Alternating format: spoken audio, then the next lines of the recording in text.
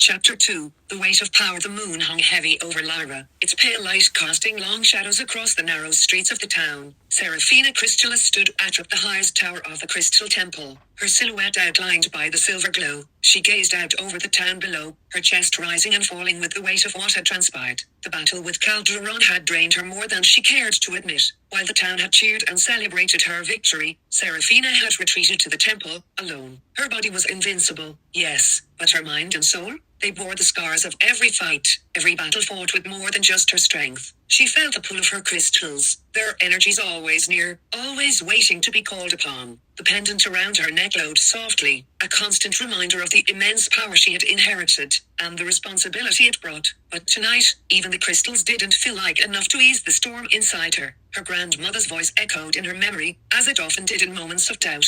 The crystals will give you strength, Seraphina, but they cannot carry the burden for you. You must learn to carry yourself, too. The words were a comfort and a curse. Her grandmother had been a healer too, one of the last of an ancient order that understood the balance of power and peace. The stones had chosen Seraphina for a reason, but with that choice came the truth she wasn't yet ready to face. Power was never free. Her hand instinctively reached for the crystal pendant at her neck. The shard pulsed beneath her fingertips, responding to her silent plea for solace. In a deep breath, she closed her eyes and let the calm flow through her. Rest, Seraphina. You've earned it, the crystals seemed to whisper, but the peace didn't last long. From across the town, a loud crash echoed through the air, followed by the sound of screams. Seraphina's eyes snapped open, her instincts already at the ready. The calm had been an illusion. Danger had come again. She quickly descended the tower, the crystals under her skin buzzing with the familiar hum of power. As she sprinted through the streets, she saw the source of the disturbance, a monstrous, jagged creature, unlike anything she had ever encountered.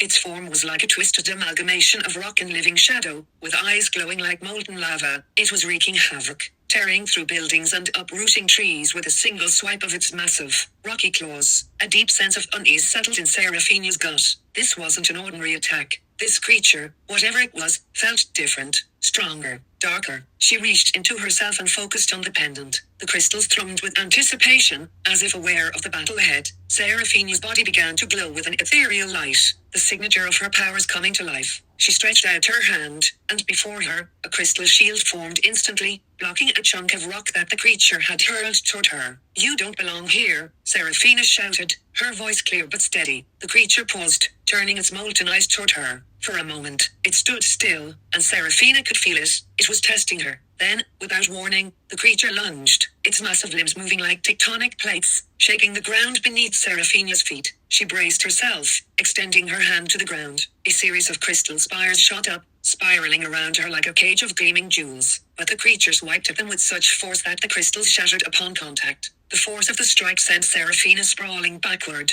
her heart pounding in her chest. She was invincible, yes, but even invincibility had its limits when it came to overwhelming force. Shaking off the disorientation, she pushed herself to her feet and took a deep breath. The pressure in her chest was building, the stress mounting from the fight. She could feel the storm coming, her mind racing with options, strategies, but none seemed right. She wasn't just fighting a creature, she was fighting herself. Focus, Seraphina, focus. The pendant pulsed again, urging her to calm the tempest within. She closed her eyes for a brief moment, the weight of the crystals lifting her mind from the chaos. Her stress was powerful, but it could be shaped, molded into something else. She had done it before. This time, she didn't just create weapons or shields. This time, she manifested something entirely new, a set of massive crystal gauntlets, each one glowing with an inner fire that matched the creature's molten eyes. She summoned them with a thought. As the creature charged once more, Seraphina moved faster than she had before. Her muscles, still weary from the previous battle,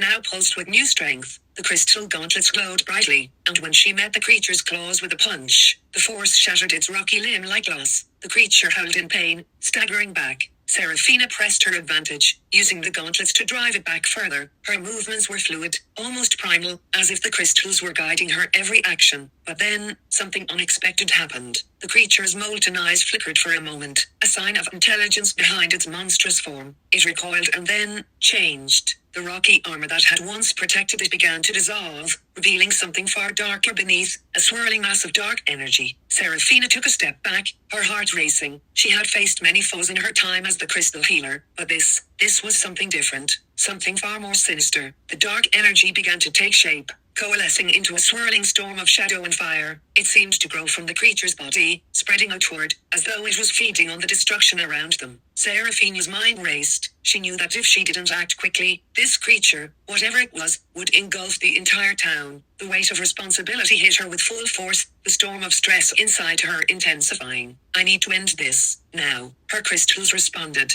Her stress, her fear, her determination, they all swirled into a single focused point. She thrust her hands forward, channeling all of her energy into one final manifestation. A massive, crystalline spear materialized before her, glowing with a fierce white light. It hummed with raw power, the energy of all her crystals focusing on this one weapon. Without hesitation, she hurled it toward the creature. The spear collided with the swirling dark energy, and for a brief, terrifying moment, Seraphina thought it might not be enough. But then, the spear pierced the storm, shattering it in a flash of brilliant light. The creature disintegrated, its form collapsing into nothingness, leaving only the scent of ozone and the silence that followed. Seraphina stood, breathing heavily, her body trembling from the exertion. The storm in her chest had settled, but it hadn't gone away. It never did. The town was safe again, but Seraphina knew this was only the beginning. There were more threats out there, dark forces that would always seek to challenge her powers, to test her limits. As she turned to leave the battlefield, the familiar weight of the pendant around her neck reassured her. The crystals would always be with her, and she would never be alone in the fight.